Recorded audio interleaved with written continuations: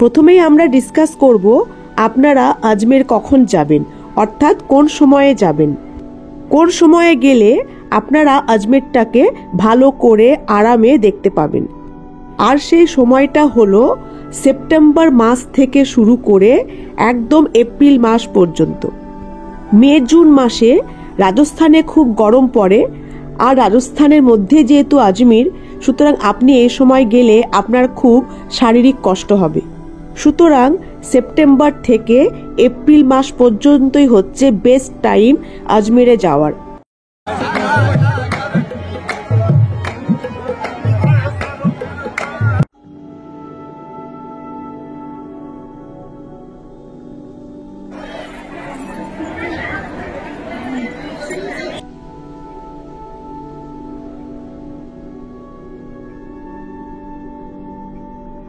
Day 1-এ আপনারা প্রথমেই সকাল সকাল চলে যাবেন দরগা শরীফে।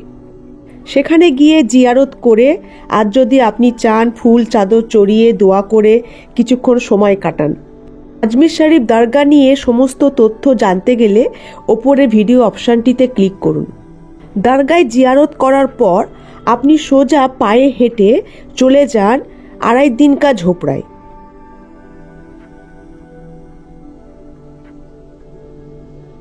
আড়াই দিন কা ঝোপড়া আজমির দরগা শরীফ থেকে মাত্র 1 কিলোমিটার দূরে অবস্থিত। এখানে কোনো পাবলিক ভেহিকেল যায় না, লোকাল স্কুটি আর অটো ছাড়া আর কিছু এখানে যায় না। সুতরাং আপনাকে পায়ে হেঁটেই এখানে যেতে হবে। কিন্তু চিন্তা করবেন না, খুব সুন্দর লাগবে এই দুদিকে দোকানের মাঝখান দিয়ে হেঁটে যেতে। এই যেমন হাঁটতে হাঁটতে আমরা পৌঁছে গেছি আড়াই দিন কা ঝোপড়ায়। এখানে কিছুক্ষণ সময় কাটান, আর যত ইচ্ছা ভিডিও, সেলফি, ছবি আপনি তুলুন। পাহাড়ে ঘেরা এই আড়াই দিন কা ঝোপড়ায় আপনার সময় কাটাতে বেশ ভালো লাগবে।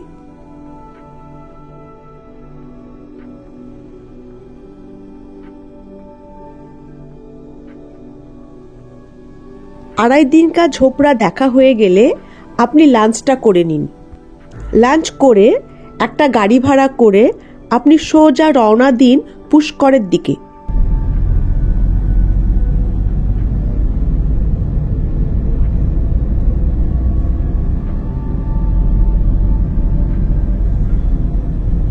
যেই গাড়ি করে আপনি পুষ্কর যাবেন, সেই গাড়িওয়ালায় আপনাকে নিয়ে যাবে নিজের চেনা পরিচিত একটি অফিসে।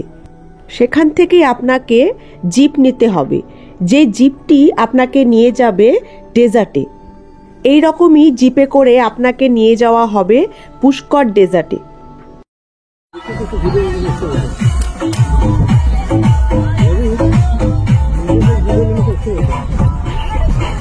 এই ডেজার্টেই আপনি করতে পারবেন জিপ সাফারি, বাইক রাইড আর আরও অনেক অ্যাক্টিভিটি।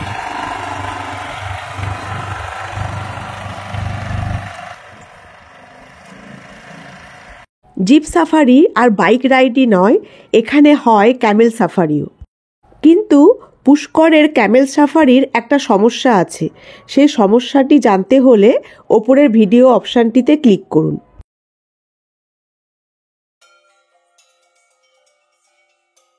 পুষ্কর ডেজার্ট ঘুরে আপনি চলে যান পুষ্কর লেকে। পাহাড়ে ঘেরা এই লেকটি দেখতে আর এই লেকের মধ্যেকার মাছগুলিকে দেখতে আপনার খুব ভালো লাগবে। পুষ্কর লেক দেখে আর যদি আপনি চান এখানে স্নান করে আপনি পুষ্কর ধামে গিয়ে পুজোও দিতে পারেন। এই পুষ্কর ধামেই আছে ব্রহ্মা মন্দির।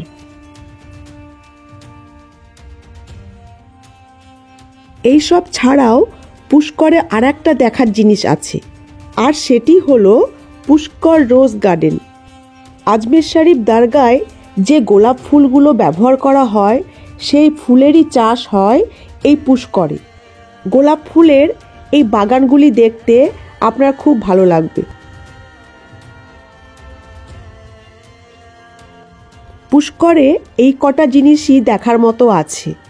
পুষ্কর থেকে আপনি আবার যখন আজমেরে ফিরবেন, তখন আপনি নামবেন মহারানা প্রতাপ স্মারকে। মহারানা প্রতাপ স্মারক আর কিছুই নয়, মহারানা প্রতাপের একটি স্ট্যাচু আছে, আর তার চারপাশে একটি সুন্দর জায়গা আছে বসার মতো। সেখান থেকে এই আজমের সিটি আর আনা সাগরকে দেখতে খুব সুন্দর লাগে।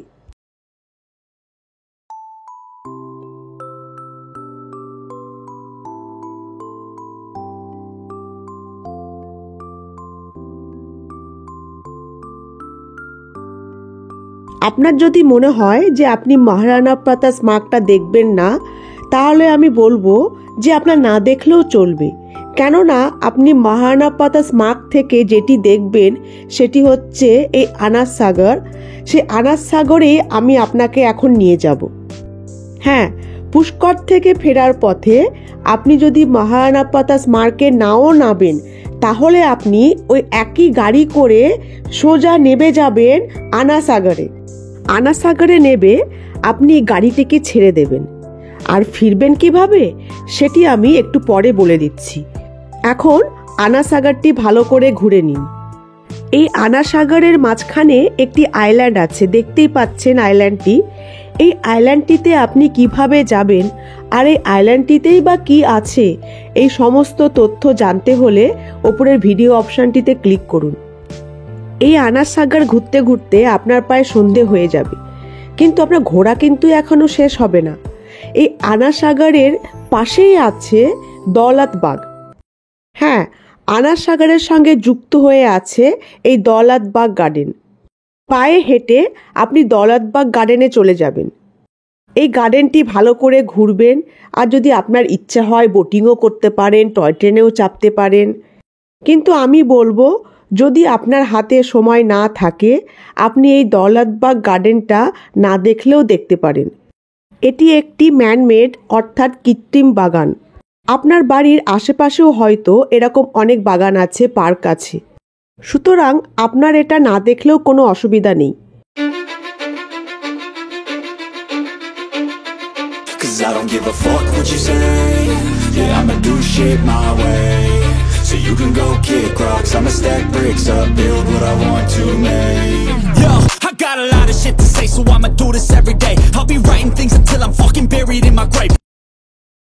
দৌলতবাগ ঘুরতে ঘুরতে আপনার 7টা প্রায় বেজে যাবে।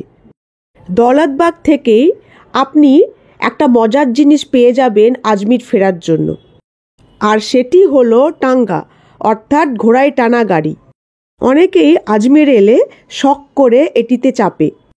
আপনিও আজমির ফেরার জন্য একটি টাঙ্গা করে নেবেন। আজমির আসতে টাঙ্গা ভাড়া নেবে 50 টাকা।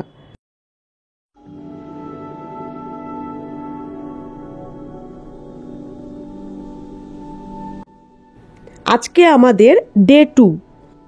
আমরা ডে 1-এ আজমিরের আশেপাশের আর খুব বেশি হলে 14 কিলোমিটার দূরের জায়গাগুলো দেখে নিয়েছি। আজকে কিন্তু একটু দূরে যাব, প্রায় 50 কিলোমিটার দূরে। আর প্রথমেই যে জায়গাটিতে যাব সেই জায়গাটিকে বলা হয় রাজস্থানের মুনল্যান্ড অথবা রাজস্থানের আইসল্যান্ড। আর এই জায়গাটির নাম হলো কিষানগড় ডাম্পিং ইয়ার্ড। নামটা শুনে অতটা ভালো না লাগলেও যখন আপনি নিজের চোখে দেখবেন এই জায়গাটিকে, তখন আপনার চোখ জুড়িয়ে যাবে। আপনি ভাবতেই পারবেন না এরকম সুন্দর একটি জায়গা রাজস্থানে আর আজমিরের পাশেই থাকতে পারে। আমি যখন প্রথমবার এসেছিলাম আমারও ঠিক এরকমই প্রতিক্রিয়া হয়েছিল। আমি ক্যাজুয়ালি এখানে এসেছিলাম, কিন্তু দেখার পর আমার অসাধারণ লেগেছে। এই জায়গাটিকে নিয়ে সমস্ত তথ্য জানতে ওপরের ভিডিও অপশনটিতে ক্লিক করুন।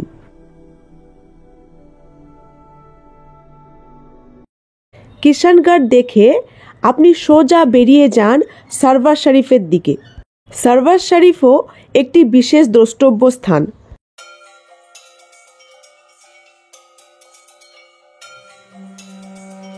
সরওয়ার শরীফ মুসলিমদের কাছে একটি বিশেষ দর্শনীয় স্থান। সরওয়ার শরীফে কিছুটা সময় কাটান আর জিয়ারতটা করে নিন।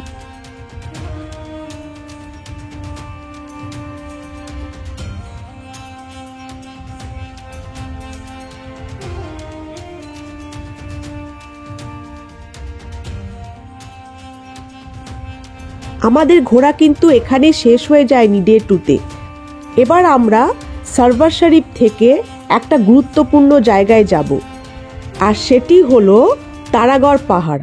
এখানে একটা কথা আপনারা মাথায় রাখবেন, আপনারা যে গাড়িটি বুক করবেন এই 3টি জায়গার জন্য বুক করবেন। যেমন আপনারা প্রথমে সকাল সকাল চলে যাবেন কিষানগঞ্জ ডাম্পিং ইয়ার্ডে, তারপর সেখান থেকে যাবেন শারবাজ শরীফ, আর শারবাজ শরীফ থেকে যখন আজমিরে ফিরবেন তখন তারাগড় হয়ে ফিরবেন। এই 3টে জায়গা ঘুরতে আপনার গাড়ি ভাড়া নেবে প্রায় 2500 টাকা। আমি অক্টোবর মাসে গিয়েছিলাম, আর তখন এই 3টে জায়গা একই দিনে ঘুরতে রেট নিয়েছিল 2500 টাকা। আপনারা এই রেটটা একটু বার্গেনিং করে কম করার চেষ্টা করবেন। তারাগড় পাহাড়ের প্রথম দর্শনীয় স্থান হচ্ছে পৃথ্বীরাজ মার্গ। তারাগড় মাজার যাওয়ার আগেই এই পৃথ্বীরাজ মার্গটা পারলে দেখে নেবেন। এই পৃথ্বীরাজ মার্গের সঙ্গে যুক্ত হয়ে আছে তারাগড় ফোর্ট। আপনি পৃথ্বীরাজ মার্গ ঘোরার সঙ্গে সঙ্গে এই তারাগড় ফোর্টটিও পায়ে হেঁটে দেখে নেবেন। কিন্তু যদি আপনার হাতে সময় না থাকে আর যদি আপনি মাজারে আগে যেতে চান তাহলে পরে এগুলো না দেখলেও হবে। তারাগড় ফোর্টে আর কিছুই নেই, এটা একটা রুইন মাত্র। আপনি তারাগড় ফোর্ট থেকে সোজা চলে যান তারাগড় দরগায়। তারাগড় দরগাও আজমির শরীফ দরগার মতো মুসলিমদের কাছে একটি বিখ্যাত স্থান। শুধু মুসলিমরাই নয়, সব সম্প্রদায়ের সব ধর্মের লোকেরাই এখানে আসেন। এবার আরও একটি পয়েন্ট আমি আপনাদের ভালো করে বুঝিয়ে দিই, আপনারা ভালো করে শুনে নিন। আপনি যদি নরেলি জৈন টেম্পল ঘুরতে চান তাহলে যে গাড়ি করে আপনি কিষানগড় আর তারাগড় ঘুরলেন সেই গাড়ির ড্রাইভারকে আর 500 টাকা বেশি দিলেই সে আপনাকে ওই একই দিনে একই গাড়িতে নরেলি জৈন টেম্পলটাও ঘুরিয়ে দেবে। তার মানে আপনি একই দিনে 4টি জায়গা ঘুরবেন, প্রথমে কিষানগড়, তারপর নরেলি, তারপর শারবাজ শরীফ, আর সব শেষে তারাগড়। কিন্তু যদি আপনি নরেলি না দেখতে চান তাহলে পরে কোনো অসুবিধা নেই। এবার আমি 2-3টে টেম্পলের কথা বলে দেব আর আজমিরের আরেকটি দর্শনীয় স্থানের কথা বলে দেব যেগুলো আপনারা দেখে নিতে পারেন। আর যদি নাও দেখেন তাহলেও কোনো অসুবিধা নেই, কেননা এগুলো সেরকম বিখ্যাত নয়, খুব কম টুরিস্টই এখানে যায়। আপনি পারলে যাবেন, না হলে পরে যাবেন না। এই জায়গাগুলোতে দেখার মতো তেমন কিছু নেই। আর সেই লিস্টে প্রথমেই আসে আকবর ফোর্ট। এই আকবর ফোর্টকে আকবর প্যালেসও বলা হয়, আজমের মিউজিয়ামও বলা হয়, আবার আজমের গভর্নমেন্ট মিউজিয়ামও বলা হয়। এই 3টি মিউজিয়াম 3টে আলাদা আলাদা নামে এই একই ক্যাম্পাসের মধ্যে আছে। সুতরাং আপনি আকবর প্যালেসে এলেই আপনি 3টে মিউজিয়াম একসঙ্গে দেখে নিতে পারবেন। আর যদি না আসেন কোনো অসুবিধা নেই, এখানে তেমন কিছু নেই, শুধু কয়েকটি মূর্তি আর পেন্টিং ছাড়া সেরকম কিছু দেখার এখানে নেই।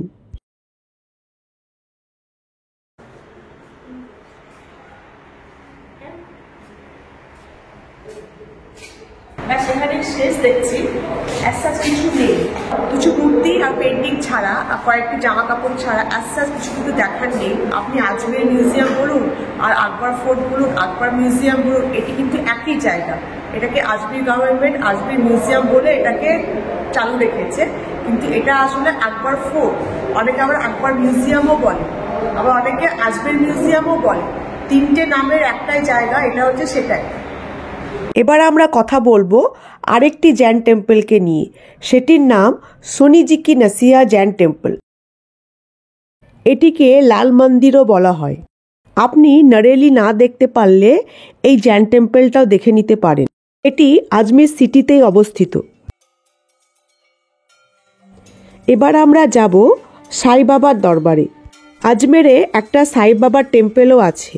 যদি আপনি সাই বাবার ভক্ত হন তাহলে একটু সময় করে এসে এই টেম্পলটা দেখে নিতে পারেন। মাত্র 2 দিনেই আপনারা এইভাবে পুরো আজমেরটা ঘুরে নিতে পারবেন। আর আমি কথা দিচ্ছি আপনারা একটুও ঠকবেন না। আমি যেরকমভাবে বললাম আপনি সেই রকমভাবে ঘুরে দেখুন, আপনার টাকাও বাঁচবে, সময়ও বাঁচবে, আর আপনি পুরো আজমেরটা কভার করতে পারবেন। তাহলে এখন চলি, আবার দেখা হবে একটি নতুন ভিডিওতে একটি নতুন জায়গায়।